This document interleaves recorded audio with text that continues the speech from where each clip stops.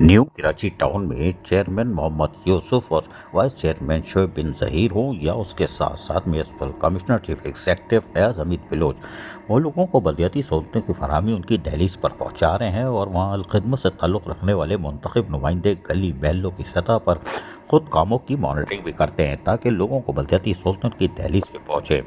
लेकिन उसके साथ साथ वो एजुकेशन की यानी तालीम के शोबे पर जहाँ भरपूर अपनी तवज्जो मरकूज़ किए हुए हैं और वहाँ पर तलबा और तालबात की हौसला अफजाई भी करते हैं और कोई मौका जाने नहीं देते कि तलबा और तालबात की हौसला अफजाई की जाए ताकि तालीमी इनकलाब भी बर्पा किया जाए, जिस पे ये कामयाबी से आगे बढ़ भी रहे हैं। लेकिन इसके साथ साथ जहाँ पर चेयरमैन मोहम्मद यूसुफ ये काम कर रहे हैं न्यू कराची टाउन के, वहाँ उन्होंने और भी काम बहुत अच्छे अच्छे किए, यानी कि हमारे जो अफसरान और मुलाजमीन हैं उनके जायज़ हुकूक और मफादात का तहफ़्फ़ुज़ भी करते हैं। आज भी उन्होंने रिटायर मुलाजमीन के बकायाजात को अदा करने के लिए 32 लाख से ज़ायद की रकम अदा की, जबकि गुज़िश्ता माह भी तकरीबन 80 लाख रुपए के चेक रिटायर मुलाजमीन को दिए गए थे। अब तक करोड़ों रुपए की अदायगी की जा चुकी है और उनके पास इस वक्त पाइपलाइन में भी कोई केस नहीं है, यानी रिटायर मुलाजमीन के लिए इनकेशमेंट सिफर है। ये एक अच्छी खबर है कि न्यू कराची टाउन में अवामी खिदमत का काम जहाँ हो रहा है वहाँ तालीम जैसे शोबे के ऊपर भी भरपूर तवज्जो है, वहीं अपने अफसरानों मुलाजमीन के मफादात पर भी। असीज़ आरिफ, KBS बलदियाती न्यूज़ कराची।